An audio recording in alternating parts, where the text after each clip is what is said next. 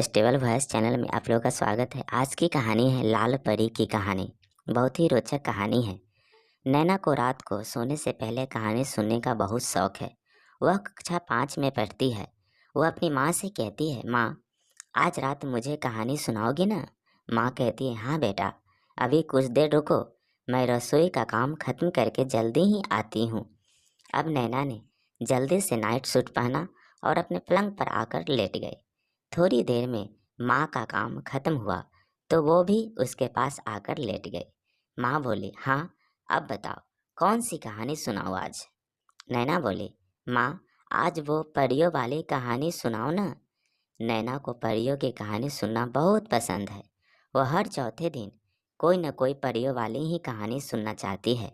माँ बोली, अच्छा चलो, आज मैं तुम्हें लाल परी की कहानी सुनाती हूँ। माँ ने कहानी शुरू की। बहुत समय पहले की बात है। परी लोक में बहुत सारी परियां रहती थी। उनमें से लाल परी सबसे प्यारी थी। वह रानी परी की सबसे चहेती परी भी थी।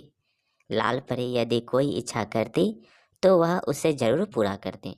एक दिन खेलते खेलते लाल परी के मन में आया कि क्यों न पृथ्वी लोक पर सैर के लिए जाया जाए। उसने पृथ्वी लोक और वहाँ के लोगों के बारे में बहुत सुना हुआ था। वे लोग कैसे रहते हैं वह जानना चाहती थी। उसने अपनी यह इच्छा रानी परी के सामने रखी। पहले तो रानी परी ने नाकर नुकर किया, फिर मान गई।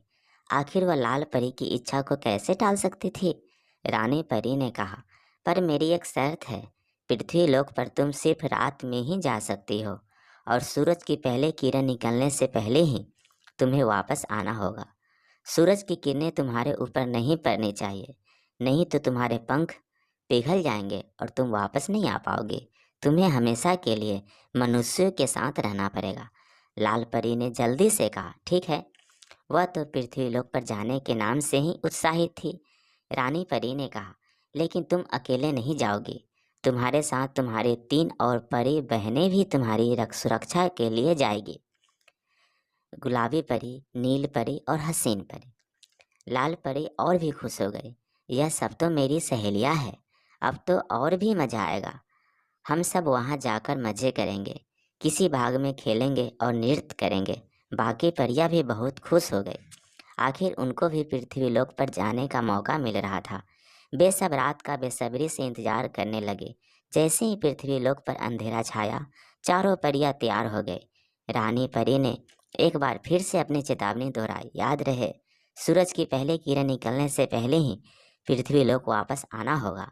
फिर रानी माँ ने सभी परियों को आंख बंद करने को कहा। थोड़ी देर बाद जब चारों परियों ने आंखें खोली तो वे सब एक हरे भरे बाग में थी। चारों तरफ सुंदर सुंदर फूल खिले हुए थे।